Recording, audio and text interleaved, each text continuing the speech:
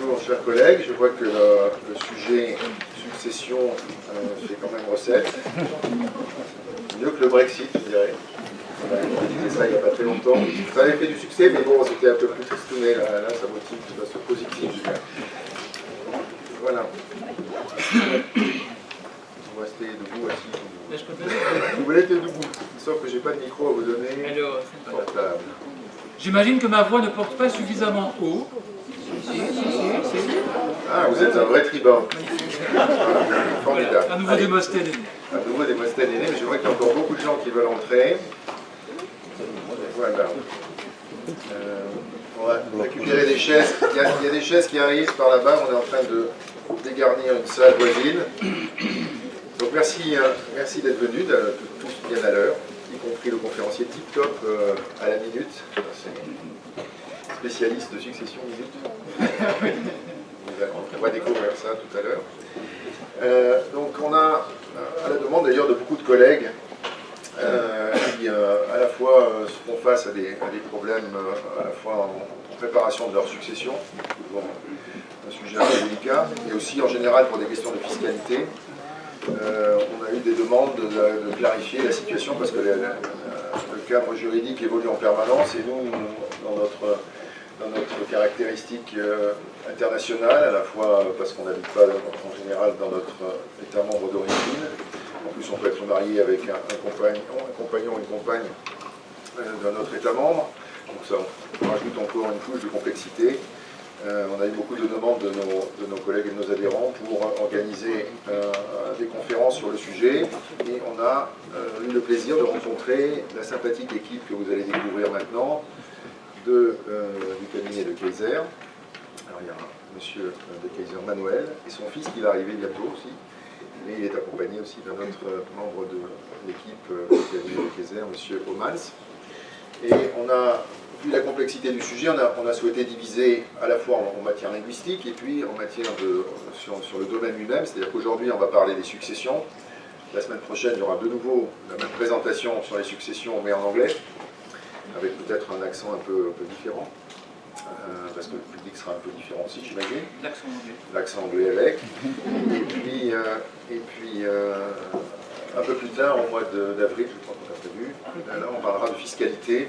Il y aura aussi une conférence en français, en anglais avec le cabinet de Kayser, et puis on aura un ancien collègue retraité maintenant des institutions qui fera ça en langue allemande pour les collègues allemands et autrichiens, comme ça on va couvrir un peu plus de cas d'espèce. Voilà. Donc vous n'étiez pas venu pour m'écouter moi, ni absolument la FFE, mais pour écouter nos orateurs, et je crois que la salle est assez pleine, on peut démarrer tout de suite. Absolument. Merci monsieur. Donc je vous laisse tout de suite la parole. Vous avez le micro maître, le master ici. Quand vous appuyez, c'est vous qui contrôlez tout. Et je sais que quelques-uns dans la salle ont des micros qui clignotent. C'est pas Noël. Et ça veut dire que le micro qui clignote ne fonctionne pas. Là. Ok, comme ça Voilà, marche. je suis désolé. Donc vous pouvez baisser le micro qui clignote devant vous, parce qu'il ne vous servira pas à grand-chose. Si vous voulez placer une question tout à l'heure, il faudra vous déplacer ou parler fort, comme va le faire notre orateur initial. La parole est à vous. Merci monsieur Bakri. Micro de quoi? Alors avec micro cette fois-ci. Avec Il micro, marche. et en fait ça fonctionne même peut-être quand je suis debout, me semble-t-il. Donc tout d'abord merci d'être si nombreux, merci en ce sens que c'est quelque part une confiance évidemment dans l'organisateur, une confiance indirectement en nous, en tout cas on va le prendre de cette manière-là. Et puis ça témoigne surtout de l'intérêt de ces questions qui concernent tout et chacun. Je construis un patrimoine, et puis un jour je décéderai, qu'est-ce que ce patrimoine va devenir? À qui va-t-il être attribué, dévolu? Quels sont mes héritiers? Est-ce que je suis libre de faire ce que je veux de mon patrimoine au travers d'un testament? Peut-être au travers d'un contrat avec mes héritiers? Et puis, est-ce que fiscalement, l'État va prélever une partie importante, une portion importante de mon patrimoine? Et est-ce que je peux limiter ce prélèvement de manière légale? Ça, ce sera donc pour une autre occasion. Aujourd'hui, nous sommes sur le thème le plus essentiel, au fond, qui préoccupe dans un second temps en général et qui pourtant est essentiel. Qui sont mes héritiers légaux? Si je ne fais rien, qui hérite? Si Et si je veux déroger, comment déroger? Et jusqu'à quel niveau puis-je déroger?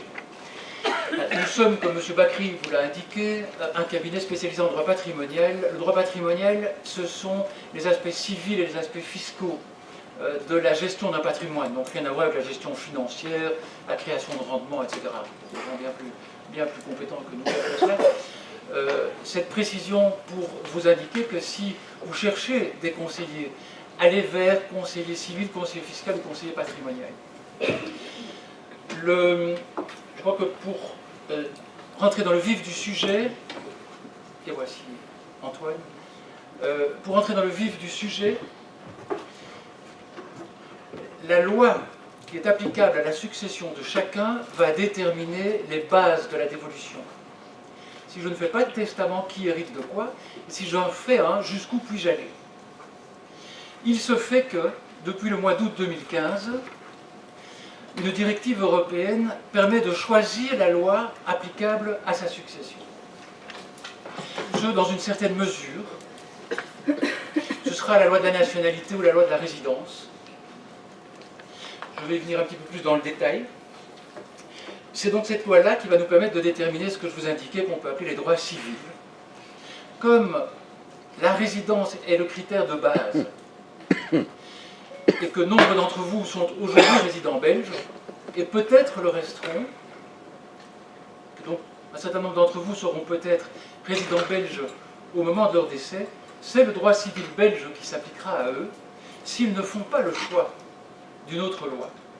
Nous vous donnerons donc un exposé un petit peu plus approfondi sur le droit belge, et nous prendrons un cas type, une personne appelée à décéder qui laissera un conjoint et 2 enfants, et nous examinerons cette situation dans différentes juridictions, en droit allemand, en droit italien, en droit français, en droit espagnol, portugais, anglais. Donc, cette situation que nous allons reprendre, à propos de laquelle nous reprendrons les critères de base, de quoi, que peuvent réclamer mon conjoint et mes enfants. Suis-je totalement libre de leur léguer ce que je veux, etc. Nous verrons ça après. Je vais donc, comme vous l'aurez compris, commencer cet exposé. Je passerai la parole à Maître Commence dans quelques minutes, et je la reprendrai tout à l'heure en fin d'exposé.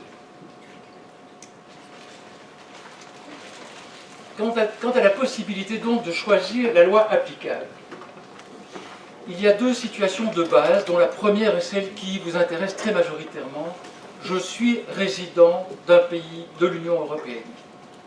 Vous aurez compris que la seconde situation est celle où je ne suis pas résident.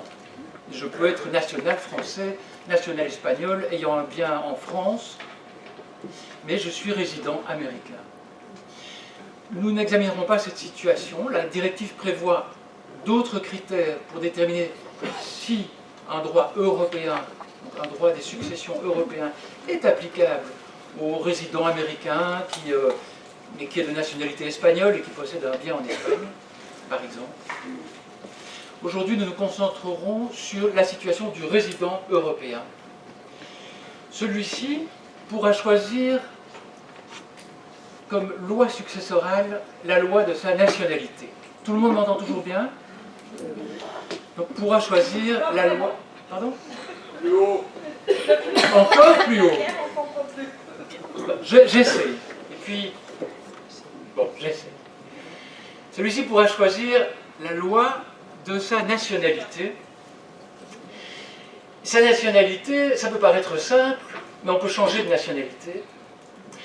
Et ce sera soit la loi de la nationalité au moment où il pose l'acte de choix, qui souvent sera la rédaction d'un testament, ou ce sera la loi de la nationalité au moment du décès. On peut d'ailleurs, en étant national d'un pays, mettons la Belgique, décider aujourd'hui de faire un testament en choisissant la loi de sa nationalité à son décès, alors qu'on n'est pas complètement sûr de celle-ci, mais qu'on pense bien conserver, par exemple, je ne sais pas, un Italien qui est en Belgique pense conserver sa nationalité italienne, il va choisir dès maintenant la nationalité italienne.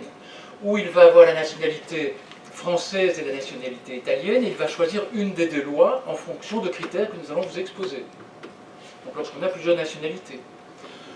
Ou il va choisir faire un pari, je choisis la loi de ma nationalité à mon décès sans avoir aucune idée de ce qu'elle sera. Parce que voilà, il est en train de demander la nationalité italienne, il n'est pas sûr de l'obtenir, son épouse est de nationalité anglaise, ils auraient bien aimé devenir nationaux anglais tous les deux, mais avec le Brexit, ils se posent la question, et il choisit simplement par testament la loi de ma nationalité à mon décès, sans plus de précision. Si la personne ne fait pas ce choix, la loi applicable sera celle de sa résidence habituelle à son décès.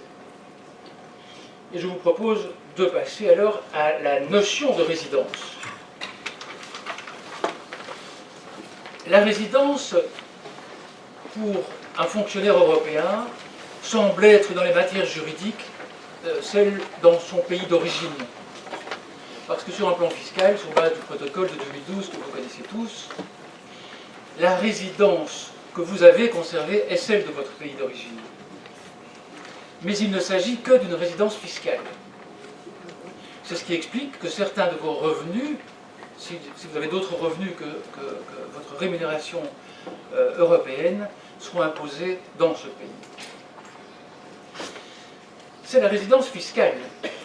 Mais la résidence civile est celle qui va s'appliquer en matière de succession, et celle-là a posé un problème aux rédacteurs de cette directive, puisqu'en effet, on va considérer dans un pays que la résidence civile est celle où on a établi le siège de ses intérêts affectifs.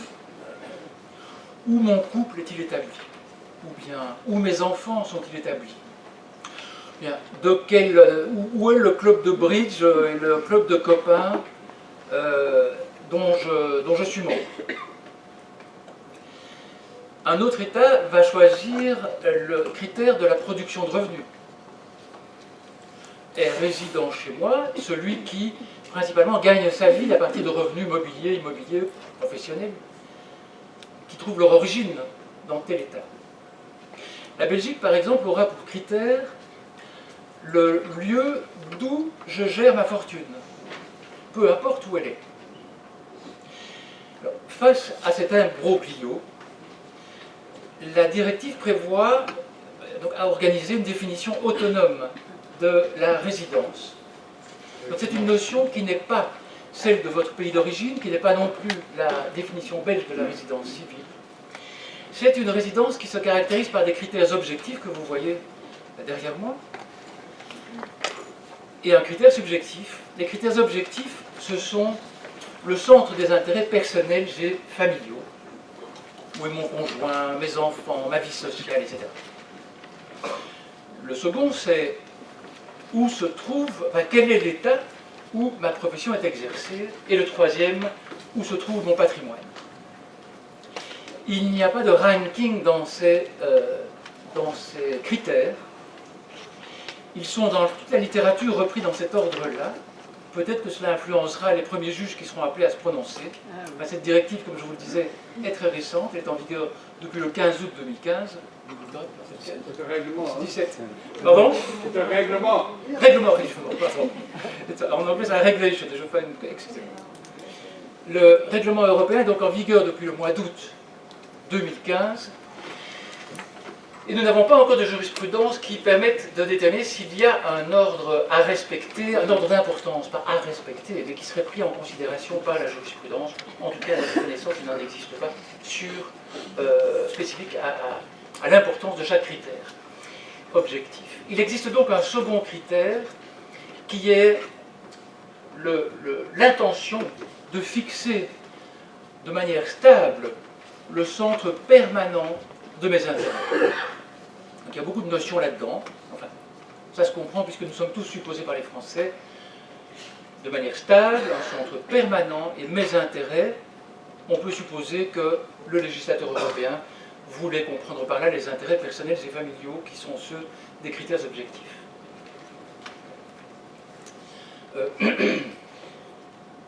Je voudrais terminer ce point en attirant votre attention sur le fait que être résident habituel pour un fonctionnaire européen n'est donc pas, comme je le disais, la notion de domicile civil de son pays d'origine, et n'est pas non plus la notion fiscale qu'on retrouve dans le protocole de 2012.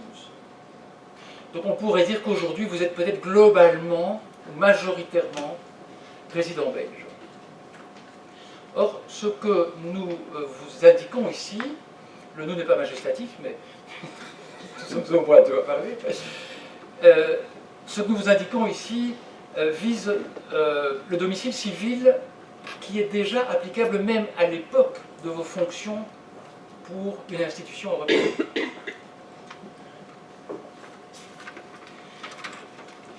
La directive prévoit qu'une seule loi civile s'appliquera à toute la succession. Donc contrairement à ce que peut-être certains d'entre vous ont déjà entendu et qui a été la règle pendant des décennies, j'ai beau avoir un bien immobilier dans un pays, mettons l'Espagne pour son soleil, un autre bien immobilier à Paris pour son charme, et être résident belge où j'ai mes comptes bancaires, je n'appliquerai pas le droit espagnol au premier immeuble, le droit français au deuxième et le droit belge pour le solde. Ça a été la règle presque universelle jusqu'à ce jour. Dorénavant, pour qui tombe sous le coup sympathique, le coup de du règlement européen, de la directive européenne, Non, du du règlement. règlement européen, pour qui tombe sous le champ d'application du règlement, nous aurons une seule loi qui s'appliquera à l'ensemble de la succession.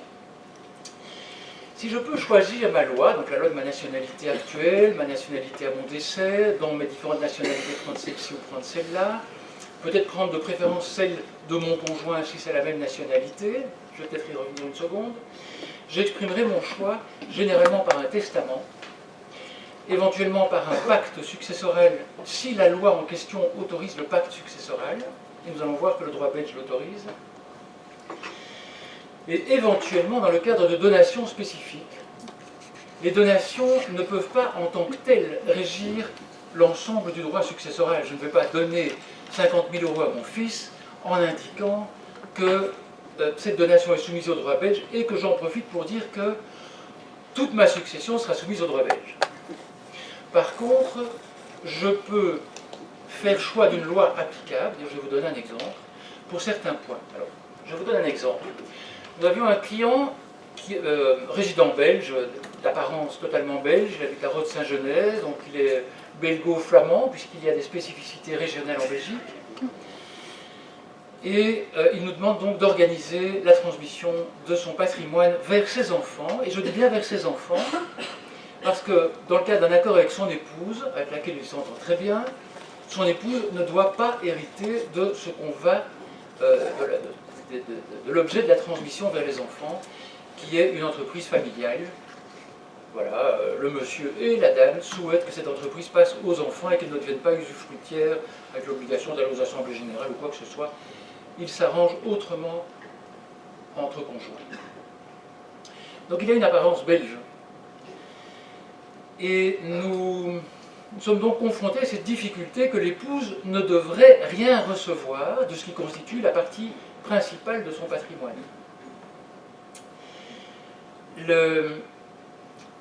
Le patrimoine était donc mobilier, ce sont des actions de société.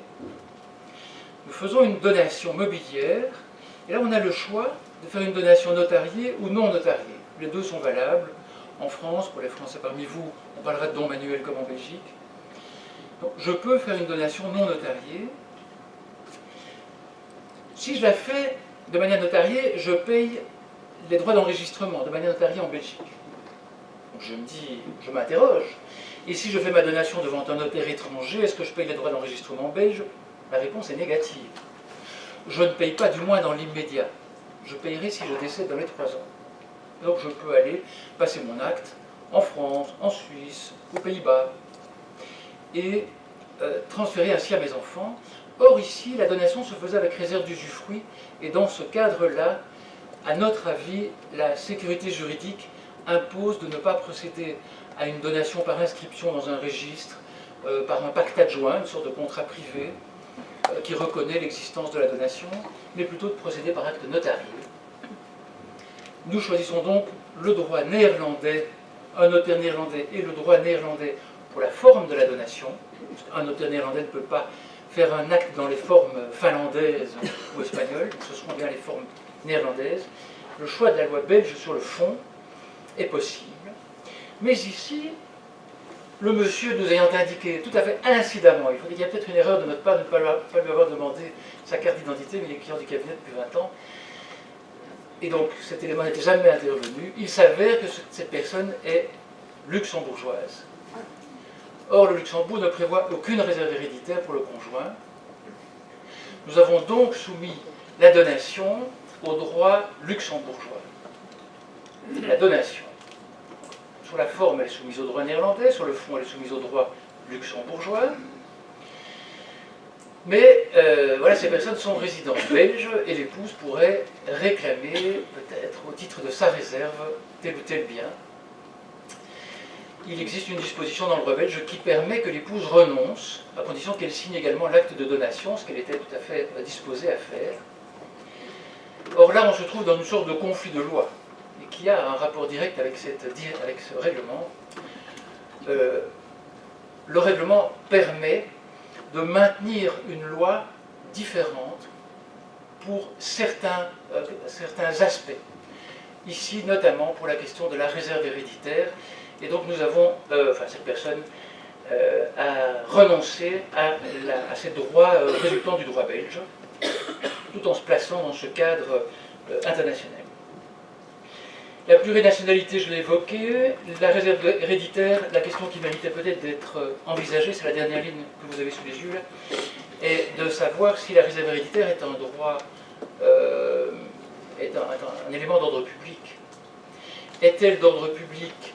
On l'a pensé en droit belge en fait à peu près jusqu'à ce que la directive entre en force. Et là, il a bien fallu que les juristes belges se prononcent. En France, le choix était plus ou moins fait, que ça n'était pas d'ordre public. Donc nous avions tendance à nous référer aux décisions françaises déjà avant la directive, mais avec un certain degré d'incertitude. Aujourd'hui, ce degré d'incertitude n'existe plus. Donc une personne qui... je ne sais pas si vous prenez par exemple le droit de Navarre. En Navarre, il n'existe pas de réserve héréditaire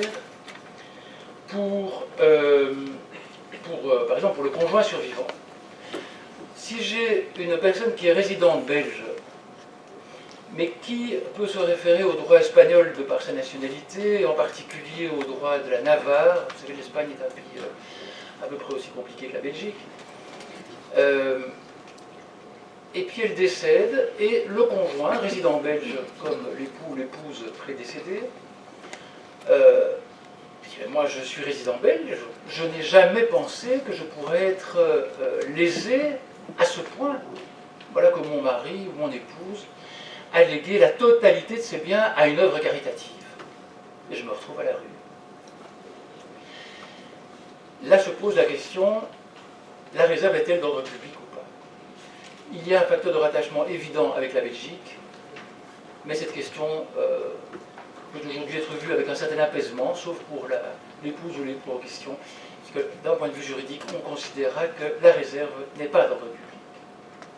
Et donc le droit de la Navarre s'appliquera quel qu'il soit.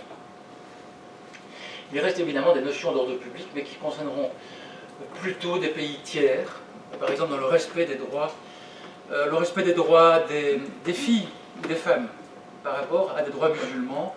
Là reviennent des notions d'ordre public qui sont donc, considérées de manière très, très claire et très nette par la jurisprudence des différents pays européens.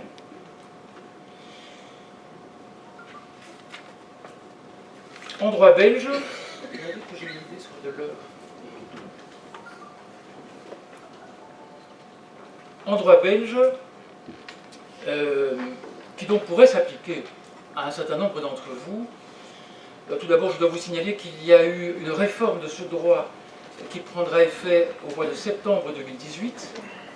Nous allons parler du nouveau droit, qui a priori est plutôt celui qui pourrait vous intéresser.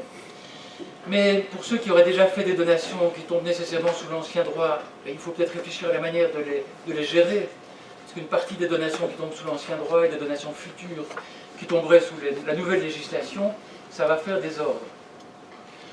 Ou des donations antérieures qui peut-être portaient sur la grande partie du patrimoine ou la totalité de ce qu'on voulait bien donner, mais qui étaient soumises à une loi qui n'est plus en vigueur dans 6 mois, qui par exemple, dans l'ancien droit, le conjoint survivant avait droit au rapport des donations, donc ce qui avait été donné aux enfants, eh bien, revenait tout de même au conjoint en usufruit. Donc, ce qu'on appelle le rapport successoral, on y reviendra. Ce rapport successoral n'existera plus en droit belge à partir du mois de septembre. Et donc des donations qui étaient organisées dans l'idée que l'époux était protégé en usufruit, il est peut-être nécessaire de les revoir. Bon, l'époux gardera des droits en droit belge, il gardera notamment le droit à sa réserve héréditaire, qui porte sur l'usufruit également. Mais pas l'usufruit sur toutes les donations effectuées aux enfants, l'usufruit sur la moitié du patrimoine, et c'est tout. On y reviendra, juste pour vous familiariser avec l'idée que le droit évolue, il évolue en Belgique, il évolue dans tous les pays, donc faire un choix de droit applicable aujourd'hui est sans doute l'idée d'étudier cette opportunité est certainement bonne. C'est d'ailleurs ce qui explique probablement votre présence aujourd'hui. Mais c'est une chose qui doit être malgré tout revue. Il faudra remettre la question à l'ordre du jour dans quelques années pour s'assurer que le droit local de n'importe quelle nationalité n'a pas évolué d'une manière qui devient inacceptable pour celui qu'on appelle en français le débulus. En droit belge, donc, on va calculer ce qu'on appelle la masse successorale. Ceci surprend très souvent. La masse successorale, ça n'est pas seulement ce qu'on laisse au décès. La masse successorale inclut tous les biens qu'on laisse au décès, plus tous les biens que l'on a donnés durant sa vie. Tous les biens que l'on a donnés. 5 ans avant, 40 ans avant. Cela inclut également les capitaux dont on n'est plus propriétaire, parce qu'on les a versés à un tiers. Le cas le plus courant est celui d'une compagnie d'assurance. On les a versés à une compagnie d'assurance sous forme de prime, et elle va les attribuer elle-même sur base d'un contrat qui n'est pas mon testament, à un de mes héritiers ou à un tiers. On reprendra également en compte ces capitaux d'assurance. C'est une nouvelle réglementation belge. Ceci va servir à quoi? Le calcul de cette masse successorale, non pas à aller rechercher activement toutes les donations, mais à calculer les droits réservataires du conjoint et des enfants. Si je peux me permettre de prendre un cas caricatural, si 2 mois avant mon décès, je donne 90% de mon patrimoine à mon voisin de palier, il ne serait évidemment pas juste, ça saute aux yeux, que mon conjoint et mes enfants doivent calculer leurs droits sur les 10% que j'ai bien voulu leur laisser. Alors que si j'avais fait un testament attribuant 90% à mon voisin de palier et que j'avais pensé ne laisser que 10% aux conjoints et aux enfants, ceux-ci, bien entendu, auraient dit « halte là, oula, halte là, monsieur Bach ». Ah, c'est ce que vous avez fait là. Voilà, c'est trop facile, je recommence.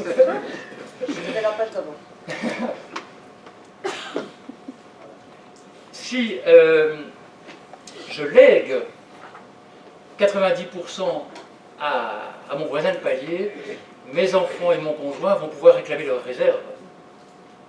Ils peuvent aussi, donc c'est la règle que je vous exposais, la réclamer sur les donations déjà réalisées. Et il n'y a pas de délai. J'ai pu jouer ce mauvais tour à mon conjoint et mes enfants 25 ans avant mon décès. On prendra ces donations en compte. Et puis naturellement, je vois vos cerveaux qui s'agitent, naturellement viendront des problèmes pratiques compliqués. Comment savoir qui a reçu quoi? Comment le prouver? Si cette personne n'a plus les fonds ou le bien, si elle a vendu le bien immobilier qu'elle a reçu mais qu'elle a conservé l'argent, que se passe-t-il dans ce cas-là? Bon, là, il n'y a pas de règle écrite. La jurisprudence est aussi nombreuse que les questions qui se posent, mais au moins la base est là.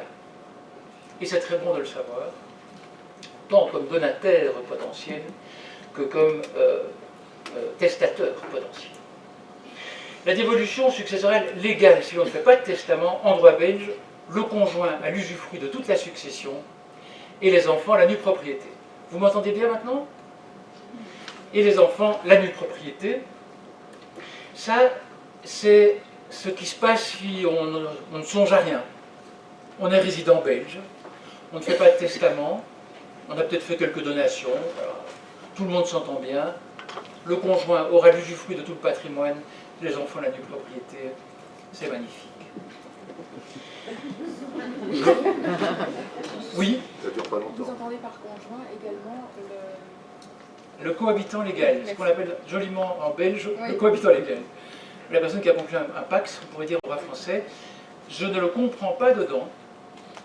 Le cohabitant légal aura droit à une réserve, donc à un minimum, qui est le domicile conjugal. Il a une vocation d'usufruit sur le domicile. Ah oui, c'est ça, je peux le déshériter. Oui, d'accord. Donc il a une vocation d'usufruit. Donc il a un régime un peu particulier. Il n'est pas héritier légal, mais il a une vocation. Si je n'y pense pas, il aura l'usufruit, mais je peux l'en priver. Là où je ne peux pas priver mon conjoint de l'usufruit sur la moitié de mon patrimoine. C'est la réserve héréditaire du conjoint. Et ce que tous auront, donc les cohabitants et les conjoints, c'est l'usufruit sur le logement familial. Donc je vais pouvoir déroger à la dévolution successorale légale, donc ce qui advient si on ne prépare rien, par testament principalement, et aujourd'hui également par pacte. Alors un petit mot sur le testament, c'est qu'il peut être rédigé chez soi, tranquillement, un soir, avec un verre de Porto, à deux dans la pièce pour faire le même testament. Ne le dites pas trop, parce que ça pourrait peut-être invalider le testament. Vous avez entendu parler de l'histoire de Johnny. Mais enfin, voilà, on peut faire le testament chacun à bout de la table et que les mêmes termes soient repris dans les deux testaments, ça ne pose aucun problème. Mais le testament ne peut pas être signé par les deux parties. C'est ce qu'on appelle un testament conjonctif. Donc c'est très rarement autorisé, ça l'est en droit allemand par exemple. C'est interdit en droit belge, en droit français, enfin, vous verrez tout à l'heure quand on passera différents droits en revue. Alors, j'ai des réserves héréditaires à respecter dans certains pays. Nous sommes ici en train d'examiner le droit belge, donc j'ai des réserves héréditaires, je vous les ai déjà mentionnées. Le conjoint a droit à l'usufruit sur la moitié de mon patrimoine, c'est son minimum absolu, en tenant compte de toutes les donations effectuées. Mes enfants ont droit à la nue propriété sur la moitié de mon patrimoine. Et puis j'ai pu léguer à des tiers une partie de mon patrimoine. Je peux léguer à mon voisin de palier. Finalement, ce qui va lui rester, c'est peut-être pas grand-chose. On a déjà les réserves des uns et des autres. Et l'usufruit du conjoint porte sur ce qu'on appelle la quotité disponible. Celle dont j'ai pu faire ce que je voulais. Et donc mon voisin de palier à qui j'ai légué, mettons, un quart de mon patrimoine en pleine propriété, il va se retrouver avec de la nue propriété, parce que l'usufruit du conjoint portera dorénavant, c'est une réforme donc, qui entrera en vigueur dans 6 mois, portera sur la quotité disponible. Donc le conjoint dispose également d'une réserve concrète, c'est ce que j'indiquais tout à l'heure à madame, donc sur l'usufruit, un usufruit sur le domicile conjugal, ça comprend également les meubles. Les meubles, pour quelqu'un qui est passionné d'antiquité ou qui a des bijoux, des valeurs très précieuses, ça vaut la peine tout de même de s'interroger. Nous avons ainsi un client qui est antiquaire, qui a quelques très beaux meubles chez lui.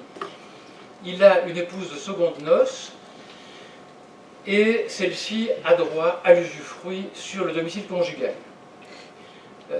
En seconde noces, en droit belge, on peut priver son conjoint de l'usufruit sur la moitié du patrimoine. C'est ce qu'on appelle la clause Valkeniers, du nom d'un sénateur de jadis. Donc, dans le contrat de second mariage, on peut prévoir cette clause qui exclut le conjoint de la succession. Vous comprenez bien l'intérêt pour la paix des familles. Mais il reste que le conjoint de seconde noces a droit à l'usufruit sur le domicile conjugal. Alors cette personne est antiquaire. Donc il a des meubles de grande valeur chez lui. Et on pourrait imaginer, on va prêter une âme maléfique aux dames, non pas présentes, mais juste à celle-là. On peut imaginer qu'au décès du monsieur, qui est donc le propriétaire de ces meubles, Madame va peut-être essayer de rassembler un peu les antiquités qui sont à gauche et à droite dans la maison familiale. Et puis, on leur conseille, parce qu'en fait ils s'entendent bien, qu'ils soient quand même bien clairs par rapport aux enfants du premier mariage, que les meubles qui constituent les meubles meublants, ceux qui sont supposés être dans le domicile conjugal pour la vie commune, mais qui ne sont pas les objets en marqueterie du XVIIIe, mais que ceux-là on les identifie. Et donc, ils ont identifié les meubles qui sont supposés se trouver dans la salle à manger, la chambre à coucher, la salle de bain, voilà. Et on en a fait une liste avec photos que les deux parties ont signées, donc monsieur et madame, considéraient que tels meubles sont ceux qu'on considère comme meubles meublants et que les autres sont des antiquités destinées aux enfants. Donc ils sont dans le domicile conjugal, mais malgré tout on fait une sous-rubrique. Enfin, encore deux petits points sur cet aspect de testamentaire. Si on ne respecte pas la réserve héréditaire, l'héritier lésé a une créance indemnitaire. Donc une créance, c'est un droit de réclamer de l'argent.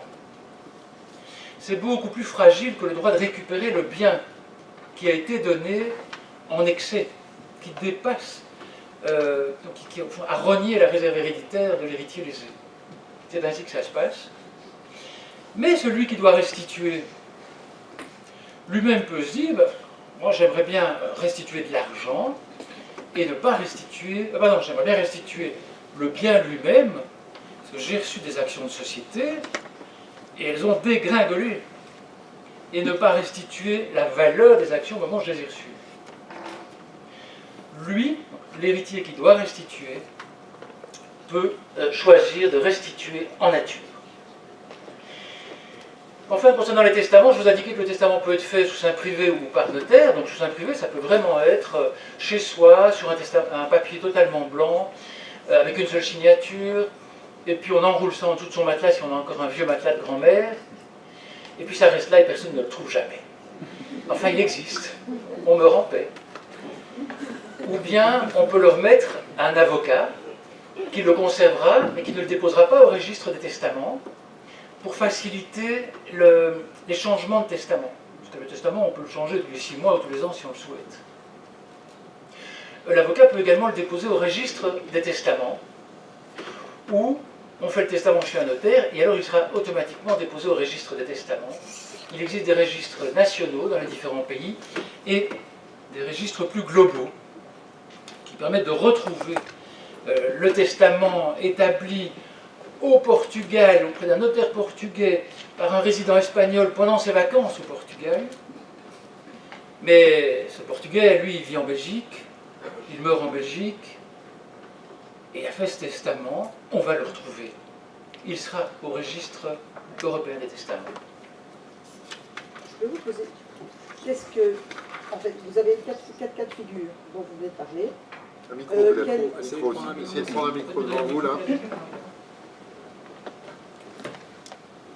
Dans les cas de figure, dans les quatre cas de figure, ça marche pas.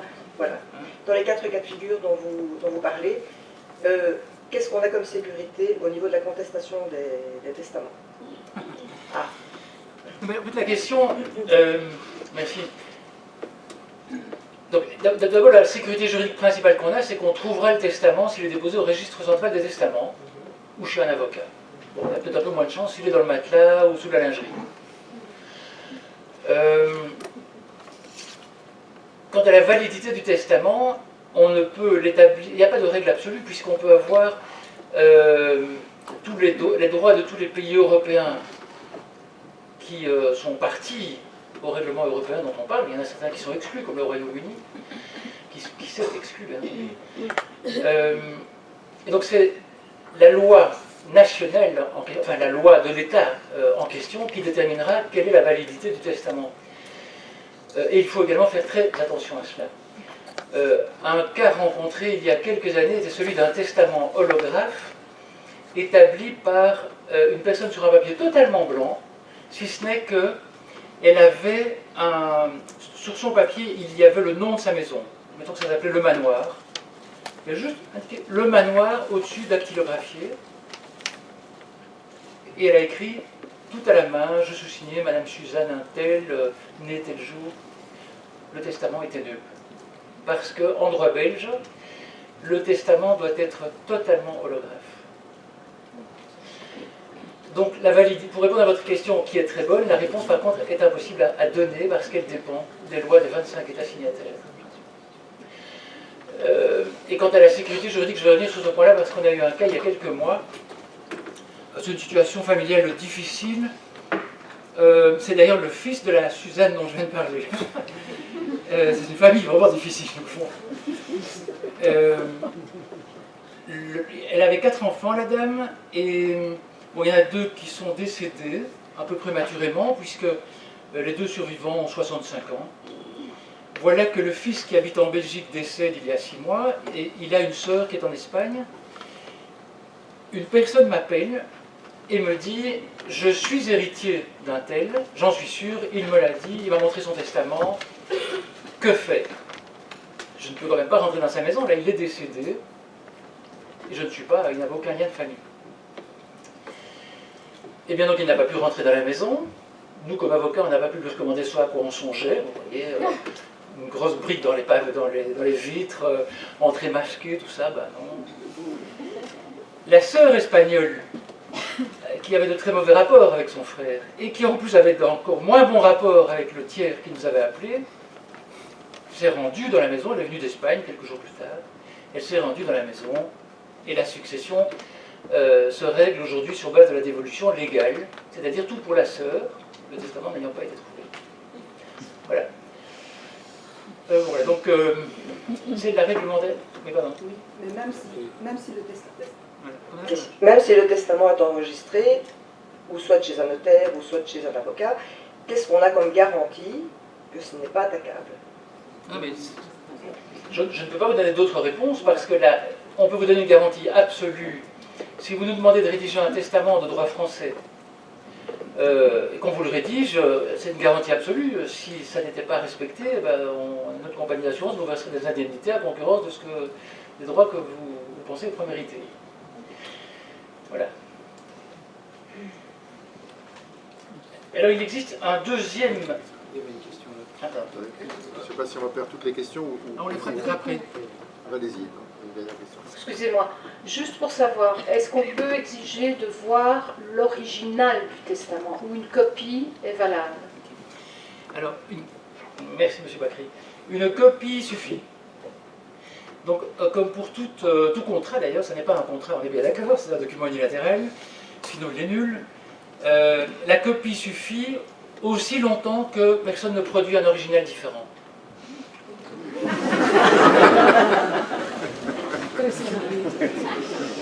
Alors il existe un second moyen d'organiser sa succession, donc de sortir de ce qu'on appelle la dévolution légale. Le premier moyen était le testament. Un deuxième que j'ai vaguement évoqué, c'est la donation, dans laquelle on peut prévoir que certaines dispositions, c'était le cas de notre client national luxembourgeois qui vit à Roi de sa jeunesse, une disposition de droit belge, qui est l'article 918 du Code civil, a été maintenue malgré l'application du droit luxembourgeois. Il y a comme ça des applications possibles du règlement dans des donations spécifiques. Mais ça n'est pas le moyen d'organiser toute sa succession. Le deuxième moyen d'organiser sa succession, c'est le pacte successoral. Alors, le pacte successoral, ça a été un anathème en droit belge pendant 100 ans. C'est contraire aux bonnes mœurs, c'est contraire à l'ordre public, c'est une discussion sur les biens de sa maman ou de son papa, c'est la possibilité d'exercer des pressions affectives, c'est fondamentalement contraire aux bonnes mœurs. Bon, il a bien fallu se rendre aux mœurs françaises. Et donc, dorénavant, le pacte successoral est autorisé en droit belge. Ce sera donc à partir du mois de septembre. C'est une chose magnifique. Une influence très pernicieuse qui vient du Sud. Donc, le pacte successoral, c'est quoi? C'est un contrat... Pardon? Et de l'Est. Et de l'Est. Et de l'Est. Ah oui, mais en France aussi, hein. Vous avez la rare. Oui, la réduction. Enfin, il y a des pactes qui sont possibles depuis 2007. Donc le pacte successoral, c'est un contrat auquel vont être partis tous les héritiers présomptifs Le conjoint, toutefois, peut être signataire ou ne pas être signataire. Par contre, tous les enfants doivent être là. C'est un contrat dans lequel on va soit organiser toute la succession, soit ponctuellement certains objets de la succession. Toute la succession, bien, c'est de dire j'ai 3 enfants, j'ai un immeuble à Bruxelles, un immeuble en France et un compte bancaire qui vaut à peu près la même chose. Le premier immeuble à ma fille aînée, le deuxième à ma fille cadette et le compte bancaire à mon fils. C'est le plus prodigue, c'est celui qui saura faire le meilleur usage de mon argent dans le moins de temps possible. Il est là.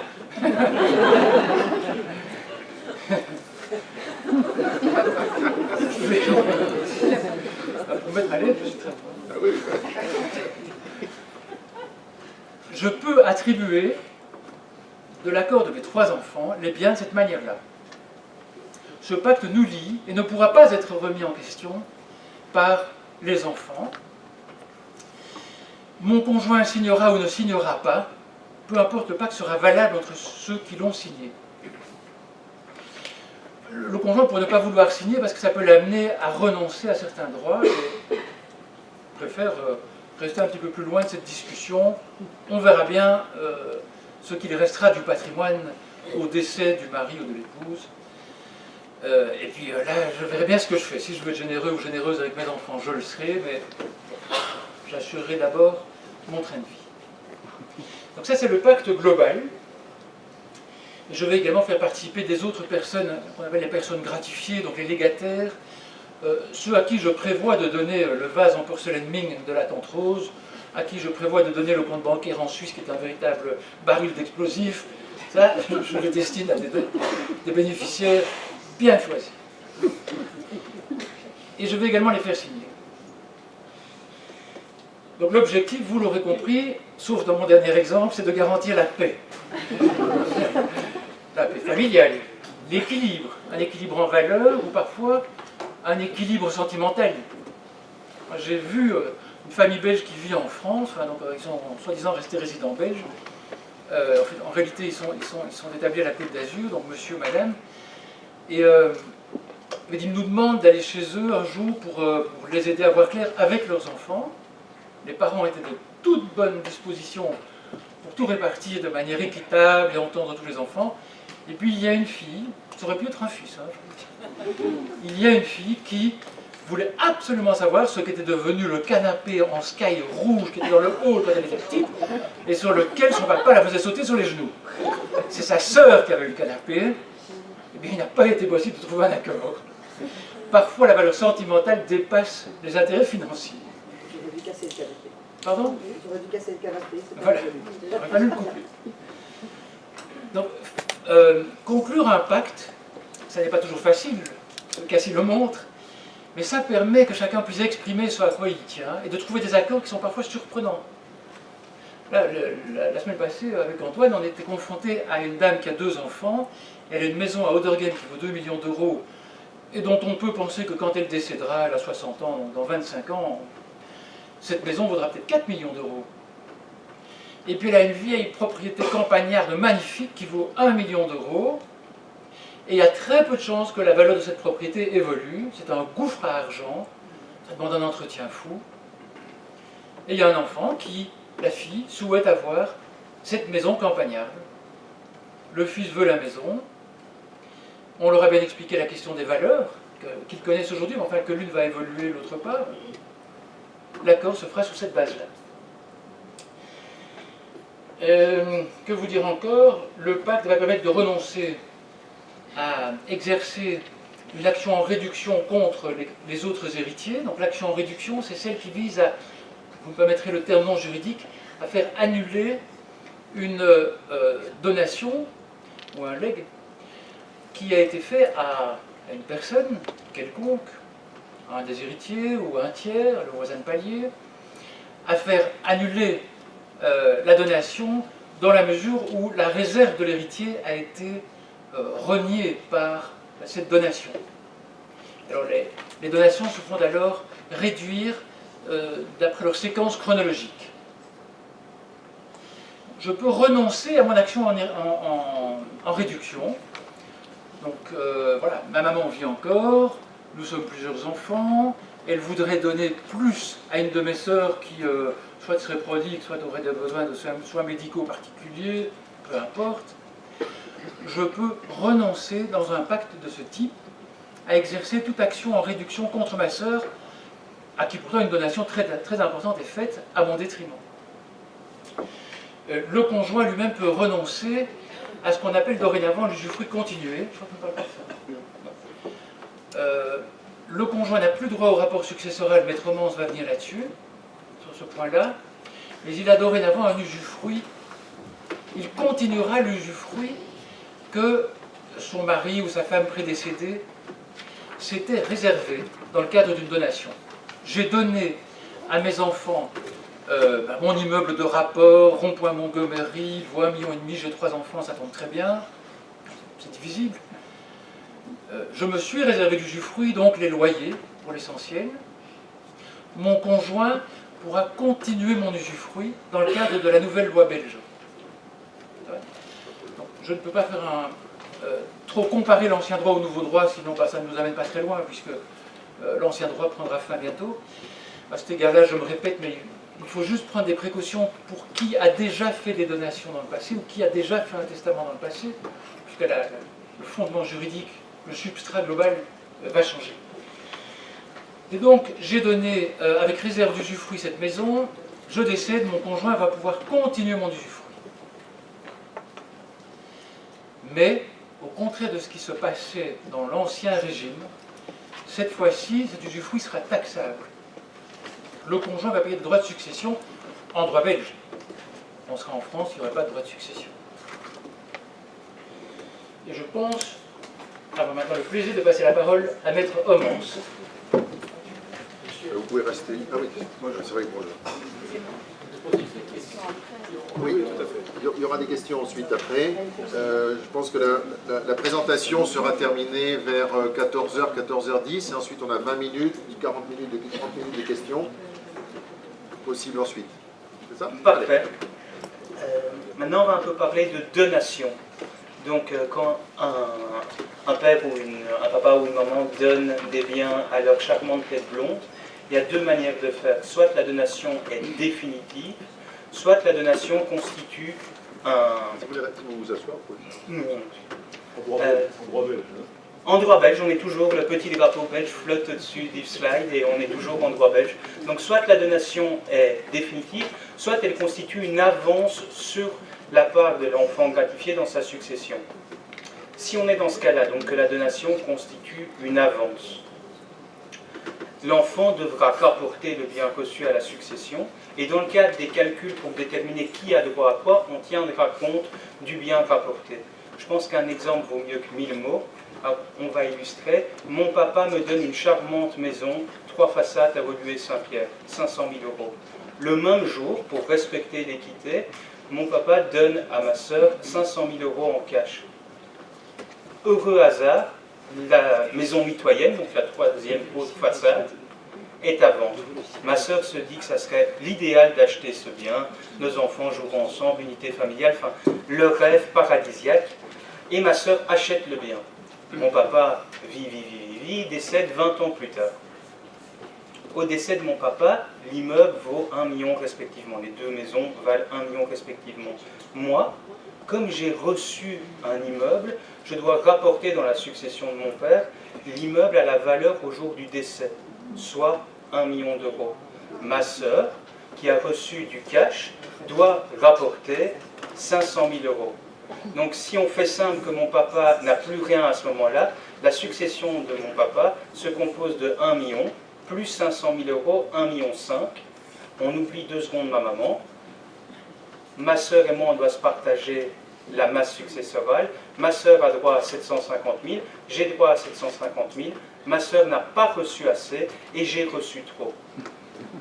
On a un problème, tant qu'on est entre frères et sœurs, on peut dire que ça va. Mettez le gendre de ma sœur avec qui je m'entends absolument pas, Kylian, on va un peu ennuyer Grégory, on va lui dire que tu dois restituer 250 000 €. Je n'ai peut-être pas les fonds et je serai obligé de vendre la maison. Ça, c'était le droit avant. Encore maintenant, mais avant. À partir du 1er septembre 2018, Dans le cadre du rapport, donc de la restitution dans la masse successorale, on prendra en compte tant pour le bien immeuble que pour le cash la valeur au jour de la donation. Donc dans notre exemple, ça serait 500 000, 500 000, 1 million réparti en deux, on aurait tous les deux eu ce qui convient. À ça, il faut ajouter des petits, parce que c'est ça qui est comique dans le droit, ajouter des nuances, des exceptions. La valeur à prendre en compte, c'est la valeur intrinsèque du bien donné. Mettons que la maison à Woluwe-Saint-Pierre est construite sur une ancienne pompe à essence et que le sol est pollué. Mon père me donne quelque chose qui vaut 500 000 €, mais en réalité, vu que c'est pollué, ça vaut 200 000 €. Qu'est-ce que je devrais rapporter? Non pas les 500 000 € qui est la valeur faciale, on va dire, la valeur reprise dans l'acte, mais la valeur intrinsèque du bien, soit un immeuble pollué, 200 000 €. Le cas inverse est possible. Pensez à l'œuvre d'art. En l'occurrence, on va prendre... Ma grand-mère était antiquaire, donc on va prendre plutôt ma grand-mère. Ma grand-mère décède. Ma maman, donc c'était ma grand-mère maternelle, ma maman a une sœur, ma tante, ils se répartissent le grenier. Dans le grenier, il y a des peintures. Mettons qu'on répartisse au hasard on table sur 2 lots d'œuvres d'art. Ma mère prend le lot 1, ma tante prend le lot 2. Dans le lot 1, il s'avère qu'il y a une croûte qui s'avère être un Rembrandt. Ma mère a reçu beaucoup trop. On va prendre en compte la valeur du Rembrandt réel et pas la valeur estimée en tant que telle. Donc ça, c'est pour le rapport. Grosse nouveauté, c'est les valeurs à prendre en compte. Deuxième nouveauté, Manuel l'a esquissé, c'est les bénéficiaires du rapport. Avant, qui pouvait réclamer le rapport, qui pouvait en bénéficier? C'est tous les héritiers, donc c'est toutes les personnes venant à la succession. Dans le cas d'espèce, ma sœur et ma maman. Post-septembre 2018, ma maman ne peut plus exiger le rapport successoral. Un cas classique, j'ai un immeuble de rapport, je le donne à mes enfants, mes propres enfants, j'en ai 2, petits, mais on pourrait quand même leur donner. Je leur donne la nue propriété de l'immeuble de rapport, je me réserve l'usufruit, c'est-à-dire le rendement, les loyers, et je souhaite que ma charmante compagne, qui s'appelle Isabelle, reçoive l'usufruit à mon décès. Très facile, on fait exactement ce que Manuel a dit. Donation sous base du rapport successoral à mon décès, Isabelle aura l'usufruit et les rendements qui vont avec, sans impôt. Post-septembre 2018, Isabelle n'a plus droit à l'usufruit sur base du rapport, elle l'a sur base de l'usufruit continué, ce qui entraîne une friction fiscale. Donc, il s'agit d'aménager les choses. Autre grosse nouveauté, c'est un peu l'objet de la réforme. La réforme, pour faire un trait d'humour, moyennement, à chacun son humour, c'est comme si on était passé de Napoléon à Donald Trump. Et le législateur belge a pris conscience qu'au fait, les familles composées se multipliaient à l'appel. Et donc, on a dû insérer des règles pour cadenasser. Donc, une des premières règles, c'est de se dire, on fixe la réserve héréditaire, donc la part minimale que les enfants doivent recevoir à la moitié, quelle que soit la moitié de la succession, quel que soit le nombre d'enfants. Donc ça veut dire, à contrario, que l'autre moitié, vous en faites ce que vous voulez, ce qui accroît la possibilité de donner à ces beaux enfants. Donc, tant que c'est des beaux enfants, c'est sympathique. Maintenant, passons à la belle-mère. Ça se passe parfois très bien, ça se passe parfois très mal. Et donc le législateur a dit, pour éviter les frictions, évitons les interactions. Donc c'est-à-dire que les droits de la belle-mère seront bien distincts des droits des enfants d'un premier. Donc il n'y aura pas de cumul, ils ne seront pas en indivision, ils ne seront pas en démembrement sur certains biens. Autre chose, là c'est un tout petit peu technique. Imaginez, on va prendre un cas nouveau, j'ai un papa, j'ai une maman, ma maman vient à décéder prématurément, mon papa m'élève, puis mon papa me fait des donations pour m'installer dans la vie, type l'immobilier, type paye mes études, blablabla. Mon papa finit par rencontrer quelqu'un de très bien, l'épouse, mon papa décède, et cette personne a droit dans son droit successoral, a droit à l'usufruit sur l'ensemble de la succession. La succession, c'est quoi? C'est pas seulement ce que mon papa laisse au jour de son décès, mais c'est toutes les donations qu'il m'a faites avant qu'il se soit marié avec ma belle-mère. Là, le législateur a dit que c'était un petit peu élégant, et donc a limité les droits de ma belle-mère aux biens de mon papa au jour de son décès, plus toutes les donations réalisées post-mariage avec ma belle-mère, pas avant. Donc elle n'a aucun droit sur les biens que mon papa a donnés avant. Et puis on peut aussi, la dernière chose, c'est pour rebondir sur ce que Manuel vous a déjà dit, on pourrait conclure un pacte successoral définissant les droits de chacun. Donc pour éviter les conflits, dire qu'on se met tous autour d'une table, voilà, belle maman, tu auras droit à ça, Grégory, tu auras droit à ça, vous êtes tous d'accord, ah non, je veux le fauteuil, bababa, belle maman dit, ah non, moi j'aimerais aussi le fauteuil, on se met d'accord, on purge le problème avec l'image de l'autorité parentale, qui est là pour entendre les conflits et éviter des années de psychanalyse après, et on se met tous autour d'une table, et ça règle le problème. On est passé dans une ambiance tamisée. Et justement, un gros passage, je crois que pour être efficace et par souci de clarté, on va, comme l'a annoncé Manuel, prendre un cas et comparer la dévolution successorale en Belgique, en France, en Espagne, au Portugal, au Royaume-Uni, en Allemagne. Donc le cas il est simple et il est assez standard. Monsieur est marié à madame, ils ont 2 enfants, on va être galant, monsieur décède le premier. Donc ses héritiers sont son épouse et ses 2 conjoints. Si la succession est soumise au droit belge, normalement vous devez déjà savoir, si vous avez été attentif, comment c'est réglé. S'il n'y a pas de testament, le conjoint survivant a l'usufruit sur tout, les enfants, la nue propriété sur tout. On peut déroger à ça par testament. Par contre, il y a une part minimale qui revient à chacun. La part minimale du conjoint, c'est l'usufruit sur la moitié de la masse successorale. La part minimale des enfants, la moitié en pleine propriété de la masse successorale. Il est interdit de faire un testament commun, conjoint. On va d'ailleurs teaser le reste de notre exposé. Le seul État qui le permet, c'est l'Allemagne. Et on peut faire des pactes successoraux en Belgique. On prend le même cas et on soumet la succession au droit français. Pourquoi? Parce que monsieur, même s'il réside en Belgique, est national français. Et suite à cet exposé, il s'est dit ça serait intéressant de soumettre ma succession au droit français. Là, s'il décède sans testament, vu qu'il y a des enfants communs, son conjoint a le choix, le conjoint souvent a le choix, soit il prend un quart en pleine propriété de la succession, soit il prend l'usufruit sur toute la succession. Les enfants ont le solde. Puis il peut modaliser comme il veut par testament, enfin comme il veut, je vais un peu loin. Il y a quand même une part minimale, pas au conjoint, mais aux enfants. Les enfants ont droit à chacun un tiers de la masse successorale en propre. À nouveau, le testament conjonctif interdit. Par contre, le pacte successoral est autorisé. En Espagne. Et c'est là que c'est assez comique, je trouve. On rentre dans des choses intéressantes. Quand Manuel disait que le droit espagnol est tout aussi compliqué que le droit belge, je pense qu'il faisait référence au droit foraux. Donc c'est-à-dire que l'Espagne, il y a un droit commun, puis il y a 17 communautés autonomes. Chaque communauté autonome a ses propres règles. Et donc toujours dans le même cas, si monsieur a soumis sa succession sur le plan civil au droit espagnol, si on applique le droit qu'on pourrait appeler le droit commun, le conjoint a un usufruit sur un tiers de la masse successorale et ses enfants ont le seul. À nouveau, le futur défunt, le decujus, comme on aime à l'appeler en latin, peut faire un testament. Dans ce testament, il peut disposer comme il veut de sa succession, de ses biens, sauf d'une part minimale qui est fixée, et là je vais prendre un petit schéma parce que c'est un peu compliqué. La part minimale pour le conjoint, c'est un tiers en fait en usufruit. La part minimale des enfants, c'est un tiers à se partager en pleine propriété. Et il y a une subtilité, c'est ce qu'ils appellent, désolé pour mon accent espagnol à couper au couteau, la meyora.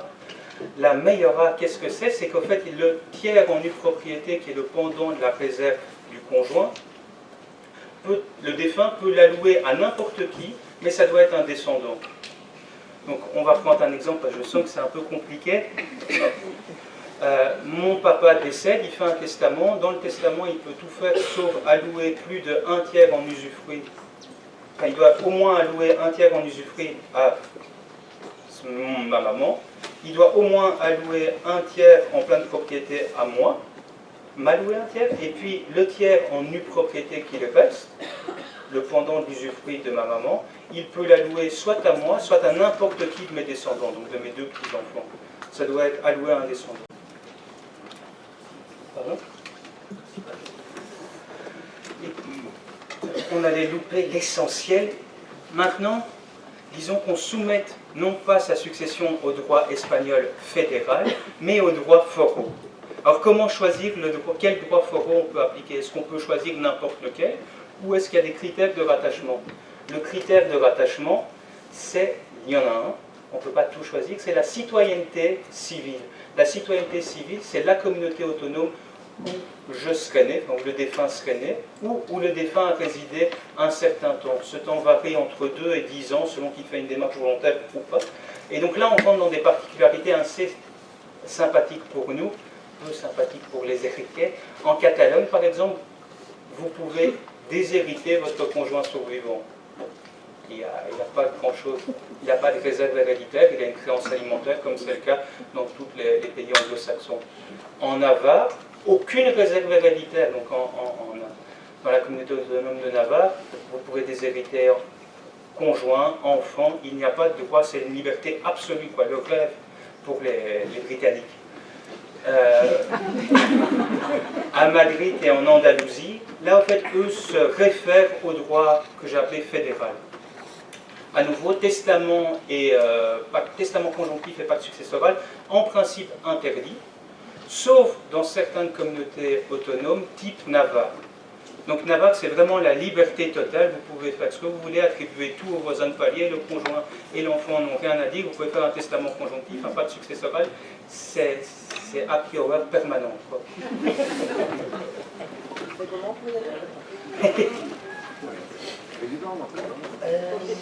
Maintenant, on passe au Portugal. Donc, toujours même schéma, le défunt est national portugais. S'il n'y a pas de testament, là c'est très simple, on répartit par tête. Donc, dans mon exemple, il y a 3 héritiers, conjoint et 2 enfants, mais chacun a un tiers en pleine propriété. Si le conjoint fait une succession, un testament, pratique un testament pour régir sa succession, là, la règle est très simple, c'est qu'ils doivent se répartir entre eux 2 tiers. Donc j'ai pris des neuvièmes par facilité, c'est-à-dire que le conjoint a 2 neuvièmes, chacun des enfants a la pleine propriété de 2 neuvièmes, ce qui revient à 6 neuvièmes, soit 2 tiers. À nouveau, testament conjonctif est prohibé, le pacte successoral est autorisé seulement dans un cas, c'est entre époux, pour définir les droits entre époux. Le droit italien maintenant. Le droit italien, ce qui est intéressant quand on fait ces petits focus particuliers, c'est qu'on voit que peu de choses sont créées beaucoup, on copie beaucoup en droit civil comme en droit fiscal. Donc le droit italien fonctionne de la même manière que le droit portugais. Un tiers en pleine propriété s'il n'y a pas de testament. S'il y a un testament, c'est un peu plus complexe, c'est la propriété de 1/4 par chacune des têtes, donc le conjoint 1/4, les enfants ont 1/4 chacun, et le conjoint doit avoir au minimum la propriété du domicile conjugal, même si la propriété du domicile conjugal représente plus qu'1/4 dans sa succession. À nouveau, droit latin, donc le testament conjonctif est interdit, le pacte successoral est interdit. Et là, je pense que je repasse la parole à Maître de Kayser.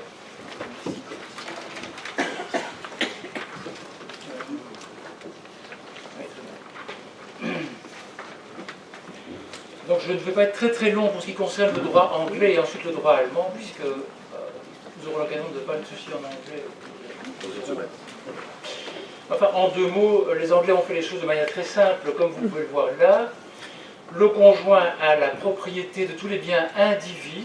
Donc si monsieur décède le premier, tous les biens qui sont d'une copropriété, une indivision entre monsieur et madame seront attribués à madame.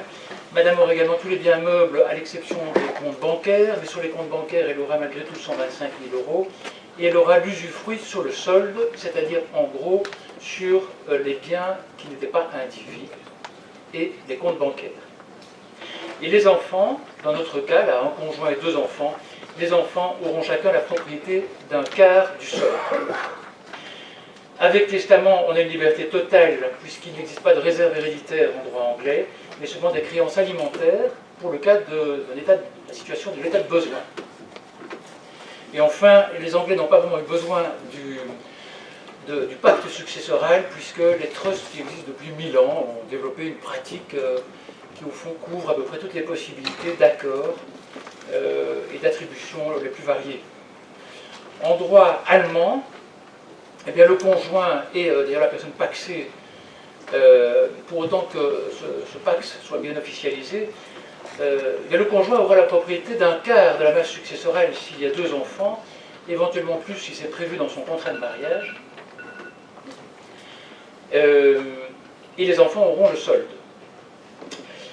Avec testament, eh bien, le conjoint a une réserve héréditaire de 2/16e, donc la moitié de ses droits en cas de dévolution légale ordinaire, et les enfants auront chacun 3/16e de la masse successorale.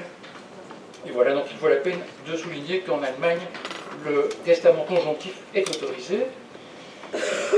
Ça peut vous intéresser aussi, puisqu'on se souviendra que la liberté de choix s'appuie sur la nationalité ou la résidence, et qu'un transfert de résidence vers l'Allemagne, dans ce cas-ci, peut tout à fait être envisagé si on cherche à faire un testament conjonctif, pour différentes raisons. Et ceci me permet de clôturer, avant que vous ayez peut-être l'occasion de poser des questions pour ceux qui le souhaitent, et justement sur le choix dont chaque citoyen européen dispose aujourd'hui, qui est une véritable révolution sur le plan juridique. Ça vaut la peine d'en profiter. Il est extrêmement rare que dans le monde, on ait le choix du droit successoral que l'on applique. Les Américains ne peuvent appliquer que le droit américain, les Éthiopiens le droit éthiopien. Voilà qu'en Europe, on a le choix entre 27 droits, dont certains présentent des similitudes, mais qui malgré tout présentent des différences considérables en termes d'existence de réserves ou non, du contenu des réserves héréditaires, donc ces droits minimums dont le conjoint ou les enfants peuvent profiter. Et je pense que cela vaut la peine d'investiguer quand on a la possibilité de transférer sa résidence ou que l'on veut choisir une seconde résidence qui peut-être sera sa résidence définitive après la prise de pension, des choses pareilles, de tenir compte de cet aspect successoral pour choisir éventuellement le droit où l'on réside avant ou le droit où l'on résidera après, un transfert un changement de nationalité en fonction peut-être de la nationalité de son conjoint, puisque c'est un point que nous n'avons pas abordé, je reparle un petit peu plus haut, mais ça me permet de ne pas devenir comme le bossu de Notre-Dame. Non, mais je n'aime pas être ça. C'est qu'évidemment, on peut avoir une difficulté particulière à choisir très égoïstement son droit national, alors que son conjoint ou cohabitant légal a une autre nationalité et choisira lui aussi son droit national. Si l'on est propriétaire de biens communs, de biens indivis, un bien immobilier à Bruxelles dans lequel on habite, un bien en France pour les vacances, un bien à Londres pour spéculer, et puis que chacun organise sa succession sur base de son droit. Au premier décès, le conjoint aura certains droits, mais ça ne sera pas les mêmes droits selon qui décède le premier. Les enfants vont avoir un droit d'usufruit d'un côté, un droit de propriété au deuxième décès, ou l'inverse. Donc c'est extrêmement compliqué. Donc le choix de la loi applicable doit également tenir compte, dans le cadre d'union stable, peut-être du droit choisi par son partenaire, en tout cas pour en considération des biens communs, des biens indivis s'il en existe. Voilà, donc là je pense qu'on a prévu une petite séance de questions. Tout à fait. Tout à fait. Très bien. Et alors, je vais peut-être, vous savez quoi, parce que comme peut-être, juste une petite seconde, monsieur, je viens à vous, comme certains ne pourront peut-être pas rester pour les questions, je voudrais vous dire deux choses. La première, c'est que monsieur Bakri souhaitait vous proposer d'organiser le 19 avril en matinée, hein, je pense. Oui, il y aura plusieurs, je vais. Pas toute l'année. Hein. Non, pas toute l'année, mais enfin en fonction de vos disponibilités, on organisera chez nous on organise régulièrement des consultations d'avocats, vous les recevez, pour le droit belge, pour les conflits au travail, article 90, etc. Et on va rajouter à cette panoplie la possibilité de consulter chez nous les excellents experts que vous venez d'entendre. Il y aura une première séance le 19 avril, mais on communiquera par mail pour ça, et puis on en planifiera d'autres en fonction du succès. Et donc vous pourrez aller plus avant, parce que là, bien évidemment, vous avez toutes des questions, on ne pourra pas satisfaire tout le monde, et puis elles sont très spécifiques. On aura ces opportunités qu'on va multiplier en fonction du succès et de vos attentes. Mais je pense qu'à ce stade, on doit remercier par des applaudissements nourris nos orateurs.